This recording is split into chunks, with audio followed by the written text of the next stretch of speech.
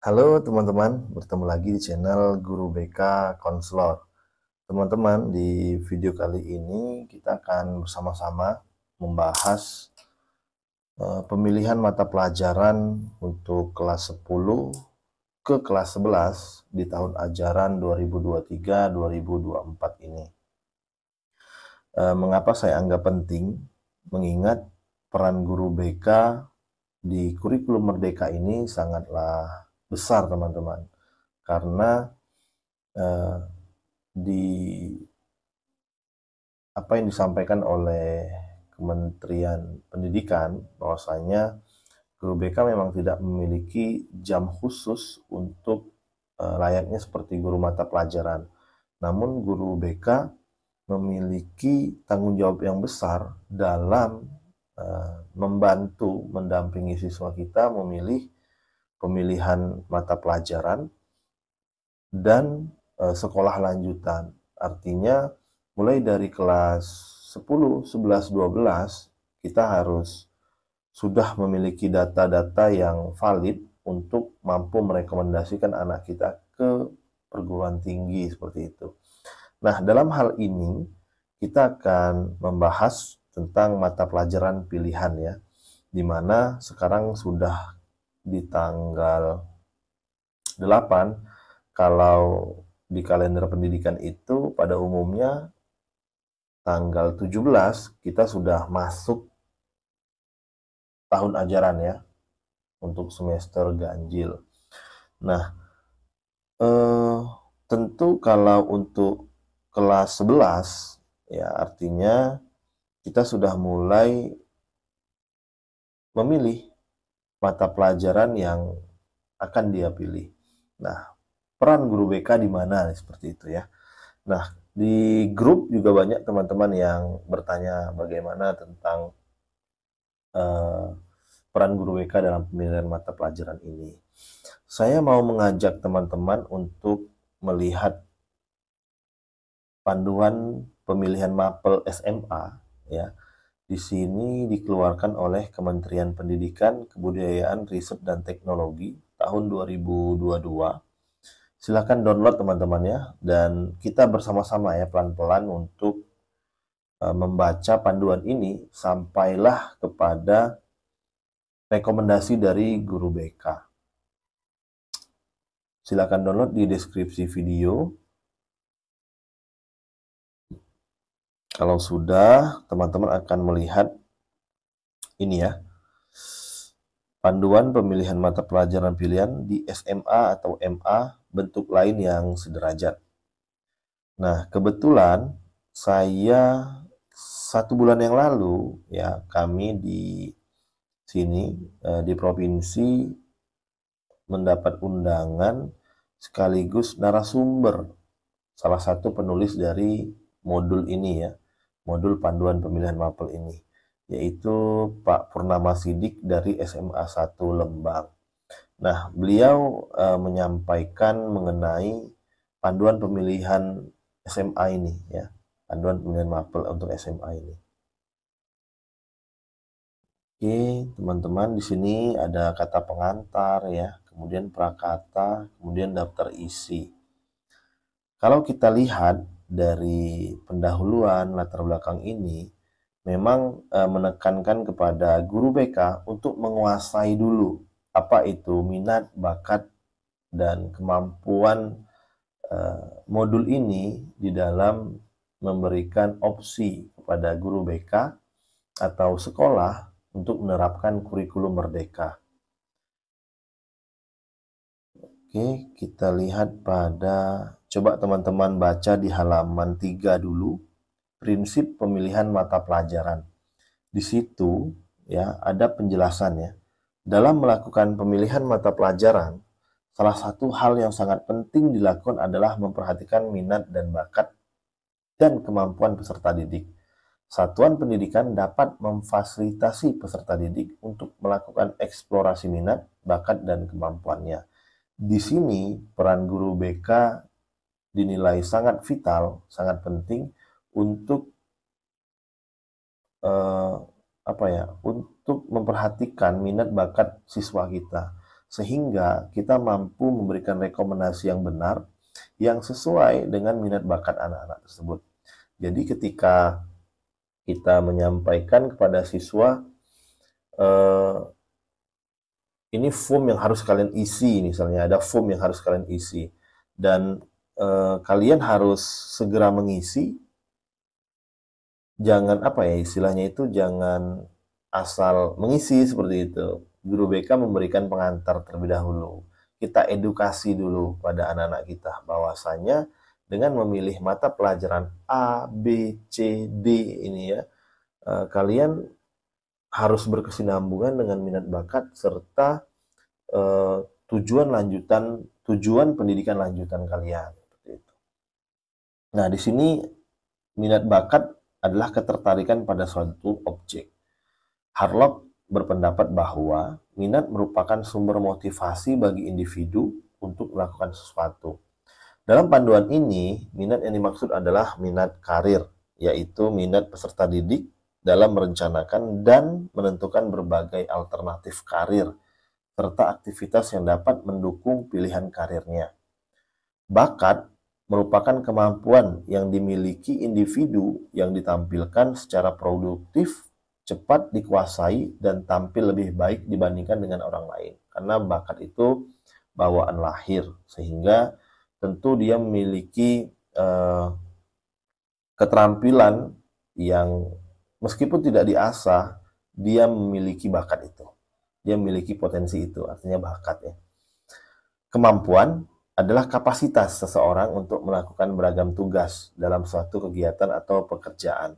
Nah, di sini di halaman 4, nah artinya ini ada struktur mata pelajaran dalam kurikulum Merdeka. Jadi teman-teman, di kurikulum Merdeka ini guru BK dan wakil kurikulum itu sangat dekat, ya, sangat intens berkomunikasi mengenai penerapan kurikulum. Ketika kita di kelas 10 kemarin, bagi sekolah-sekolah yang menerapkan kurikulum Merdeka, itu kan hampir semua mata pelajaran dipelajari oleh siswa. Sehingga siswa mengenal mata pelajaran bahasa Indonesia, kemudian itu mata pelajaran umum ya. Mata pelajaran seperti fisika, kimia, itu kan dibalut menjadi satu dalam IPA terpadu ya. Nah, IPS terpadu.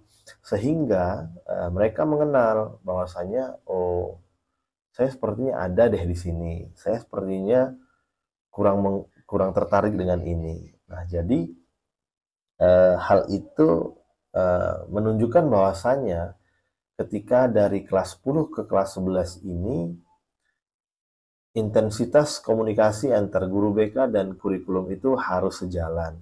Dan harus satu modul, harus satu pandangan bahwasanya panduannya itu ini gitu ya. Kecuali kalau seandainya kita masih menganut K13 seperti itu. Nah, di sini di halaman 4 ada struktur mata pelajaran dalam kurikulum Merdeka. Seperti kurikulum Merdeka fase F untuk kelas 11 dan 12. Struktur mata pelajaran dibagi menjadi dua kelompok ya. Kelompok mata pelajaran umum dan kelompok mata pelajaran pilihan. Nah, di situ ada 7 mata pelajaran bagi mata pelajaran pilihan. Itu paling sedikit teman-teman ya, paling sedikit. Nah, coba kita lihat struktur mata pelajaran SMA, MA bentuk lain yang sederajat untuk kelas 11 dan kelas 12. Nah, jadi teman-teman mulai dari sekarang, teman-teman boleh berkomunikasi dengan waka kurikulumnya, ya waka kurikulum teman-teman untuk menyampaikan ini, bahwasanya dasar kita menerapkan kurikulum Merdeka itu untuk struktur mata pelajarannya itu ini. Gitu. Jadi jangan memiliki pandangan lain ataupun istilahnya mazhab lain seperti itu ya. Bahwasanya panduan pilihan mata pelajaran itu sudah ada diedarkan oleh Kemendikbud. Oke, ini mata pelajaran pilihan mulai dari biologi, kimia, fisika, informatika, MTK lanjut, sosio, sampailah 19 mata pelajaran ya. Kemudian di sini ada alokasi waktu, Kemudian di sini ada cara menggunakan dokumen ini. Nah, diterangkan di poin kedua, di situ ada membantu guru BK dalam melakukan koordinasi, sosialisasi, dan mendampingi peserta didik dalam memilih mata pelajaran pilihan di satuan pendidikan, khususnya terkait dengan identifikasi serta menumbuh kembangkan minat bakat dan kemampuan peserta didik. Jadi yang ditekankan di kurikulum Merdeka ini, guru BK adalah mengembangkan minat, bakat, serta kemampuan. Nah, jadi jangan dihilangkan salah satu dari tiga ini, ya, minat, bakat, serta kemampuan. Kemudian, nah ini yang sangat penting ya, kalau saya bilang, di sini ada, di sini ada tahap awal, Nah, di sini ada mekanisme pemilihan mata pelajaran, ya, sesuai dengan kesiapan satuan pendidikan. Nah, di sini dijelaskan bahwasanya ada 4 tahap, ya, 4 tahap yang mungkin dialami atau yang kondisi saat ini yang dialami oleh sekolah kita masing-masing. Tahap awal, tahap berkembang, tahap siap, dan tahap mahir. Silakan teman-teman lihat di halaman 8. Ya, di halaman 8. Tahap awal, peserta didik memilih menu mata pelajaran pilihan yang disediakan oleh satuan pendidikan. Menu pilihan mata pelajaran pilihan ini dibuat berdasarkan ketersediaan sumber daya pendidik dan ruangan. Kemudian pilihan yang tersedia dibatasi kuotanya. Kemudian belum tersedia layanan konseling untuk pemilihan mata pelajaran pilihan, baik individu maupun kelompok. Nah, jadi teman-teman, untuk sekolah yang masih dalam tahap awal, artinya masih tahap mencoba ya, untuk menerapkan kurikulum Merdeka ini, bisa menggunakan mode menu seperti ini. Artinya, mapelnya sudah ditentukan, ya, jadi siswa itu tidak memilih per mapel, jadi dia memilih per menu, seperti ini, per paket ya, istilahnya itu. Nah, kemudian pilihan yang tersedia itu dibatasi kuotanya. Dibatasi kuotanya artinya misal menu A ini untuk siswa yang berjumlah sekian puluh dengan sekian ruangan, seperti itu. Di sini kan sudah ditekankan tuh bahwasanya menu mata pelajaran pilihan ini dibuat berdasarkan ketersediaan sumber daya pendidik dan ruangan. Ya, yang ditakutkan memang dari kurikulum Merdeka ini, ketika kita memilih, siswa memilih ya, ditakutkan ada beberapa mapel yang menjadi favorit dan ada juga yang tidak favorit, seperti itu. Sehingga dibutuhkan memang banyak ruangan. Kalau seandainya ruangannya tidak cukup, tentu tidak mampu terlaksana dengan baik kan. Nah, jadi ini bagi sekolah yang masih melaksanakan kurikulum Merdeka ini dalam tahap awal ya. Kemudian ada tahap berkembang. Nah, tahap berkembang ini peserta didik mengisi survei. Artinya survei ini kita buat untuk melihat apa yang bisa dipilih oleh siswa. Survei awal untuk menyampaikan mata pelajaran pilihan yang diminati atau sesuai dengan profesi, teman-teman. Satuan pendidikan membuat menu berdasarkan aspirasi profesi atau program studi yang akan diambil di perguruan tinggi. Menu ini dibuat berdasarkan ketersediaan sumber daya pendidik dan ruangan, serta berdasarkan aspirasi profesi atau program studi yang akan diambil di perguruan tinggi. Kemudian pilihan yang tersedia dibatasi kuotanya, artinya juga tidak. Yang ditakutkan itu ada beberapa mapel yang menumpuk, misalnya nih komputer, misalnya teknologi informasi, itu hampir semua siswa mengambil jurusan ini, mengakibatkan sampai 5 kelas untuk kelas teknologi informasi ini. Nah, kalau kelasnya kurang dan gurunya juga tidak ada, artinya kan tidak terlaksana dengan baik kan, seperti itu ya. Oke, kemudian ya teman-teman ya, tahap siap. Peserta didik mengisi survei awal untuk menyampaikan mata pelajaran pilihan yang diminati atau sesuai dengan profesi ya. Satuan pendidikan membuat menu berdasarkan aspirasi profesi atau program studi yang akan diambil di perguruan tinggi. Ini tahap siap, tahap 3 ya. Levelnya itu level 3 lah ya. Jika ada pilihan yang melebihi kuota, maka satuan pendidikan mencari guru dan ruang tambahan. Nah, kemudian sudah tersedia layanan konseling secara terjadwal dan konseling individu terbatas untuk pemilihan mata pelajaran pilihan hanya pada permintaan peserta didik. Nah, kemudian tahap mahir kita baca. Peserta didik memilih mata pelajaran pilihan sesuai dengan minat, bakat, dan kemampuannya. Artinya, ini sekolah memang sudah benar-benar mampu melaksanakan kurikulum merdeka ini. Peserta didik diberikan kebebasan untuk memilih mata pelajaran, pasti dibatasi ya. Artinya, misal minimal 3, ya minimal 3, maksimal 5, seperti itu.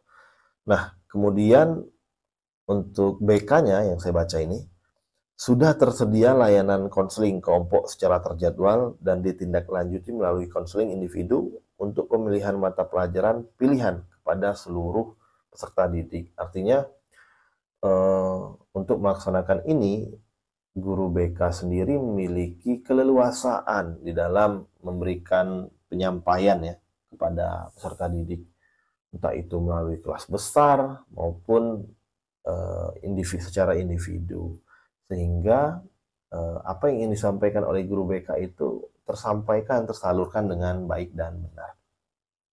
Nah, apabila teman-teman sudah mengetahui 4 tahapan ini ya, silakan dilihat teman-teman di halaman 8 ya, disambil saja ya, kita belajar bersama-sama. Nah, kalau berada di tahap mahir, tentu itu guru BK-nya bukan cuma satu. Ya, guru BK bukan cuma satu, pasti minimal 3 lah, minimal 3 kalau saya bilang. Sehingga setiap jenjang itu memiliki tanggung jawab lah dipegang oleh guru BK. Tapi kalau setiap jenjang itu jumlahnya membludak, misalnya nih kelas 10 500, kelas 11 700, itu kan tidak cukup juga ya kalau per jenjang ya. Jadi minimal itu memang 150 ya. 150 aja kita sebagai guru BK sangat kewalahan untuk membimbing ya istilahnya, membimbing. Nah, teman-teman, jadi teman-teman tugasnya dilihat dulu sekolah teman-teman berada di tahap apa. Tahap awal, tahap berkembang, tahap siap, atau tahap mahir ya. Coba dilihat dulu. Nah, kemudian satu dokumen lagi, silakan teman-teman lihat. Silakan di-download juga ya teman-teman ya. Ini kita langsung praktek ya, langsung praktek. Nah, ini ada saya bagikan juga di link formulir pemilihan mata pelajaran pilihan untuk pembelajaran fase F tahun ajaran 2023-2024. Nah, ini ya, form ini ya, saya mengatakannya form ini bisa teman-teman jadikan acuan untuk sekolah yang berada di tahap apa? Nah, ini bisa digunakan di tahap tadi ya, saya juga lupa ding. Tahap awal dan tahap berkembang ya. Tahap awal dan tahap berkembang. Bisa teman-teman gunakan di tahap awal dan tahap berkembang. Nah, kalau menggunakan di tahap mahir, ya siap ataupun mahir, bisa menggunakan ini, tapi kolom C-nya, pilihan mata pelajarannya itu lebih detail. Ya, kita serahkan kepada siswa. Nah, ini dia. Oke, di sini ada nama lengkap, jenis kelamin, dan kelas. Kemudian pertanyaannya, butir pertanyaannya, apa profesi yang kamu cita-citakan dan mengapa kamu memilih profesi tersebut? Siswa menjawab lebih dari satu, kita silahkan ya, sehingga kita mendapat gambaran. Kita analisis nih, analisis, oke, kiranya berkesinambungan. Kemudian B, jurusan yang akan dipilih di perguruan tinggi, ya boleh 2 atau 3. Kemudian pilihan mata pelajaran, ini ada MIPA, IPA, IPS, Bahasa dan Budaya, Vokasi dan Prakarya. Kemudian ini kelompok mata pelajarannya, dan di sini ada mata pelajarannya. Kalau teman-teman rasa ada beberapa mata pelajaran yang tidak tertulis, silakan ditambahkan sesuai dengan jenis atau kelompok mata pelajarannya ya.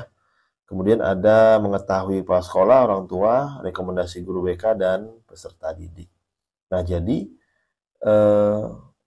belum terlambat bagi teman-teman yang belum melaksanakan atau belum melakukan pemilihan mata pelajaran ya pada peserta didik. Tentu sekarang lagi menggodok ya teman-teman ya, lagi menggarap. Jadi silakan teman-teman baca panduan pemilihan mapel tadi, dan saya membantunya dari formulir ini agar teman-teman ada bahan berdiskusi dengan wakil kurikulum maupun kepala sekolah jika ditanya bagaimana sih peran guru BK seperti itu di kurikulum mereka ya. Dengan ada pegangan ini, kita bukan seperti orang kebingungan menjawabnya, kita ada pegangannya, kita ada bahan untuk diskusi, sehingga guru BK semakin diakui, seperti itu ya. Makin diakui dan dianggap penting di sekolah ya. Bukan dianggap penting, memang penting. Baiklah teman-teman, silakan di-download seperti biasa ya, file-file dari Guru BK Konselor. Semoga bermanfaat ya. Silakan berdiskusi di kolom komentar maupun di grup yang sudah kita buat ya. Saya akhiri, billahi taufiq wal hidayah. Wassalamualaikum warahmatullahi wabarakatuh.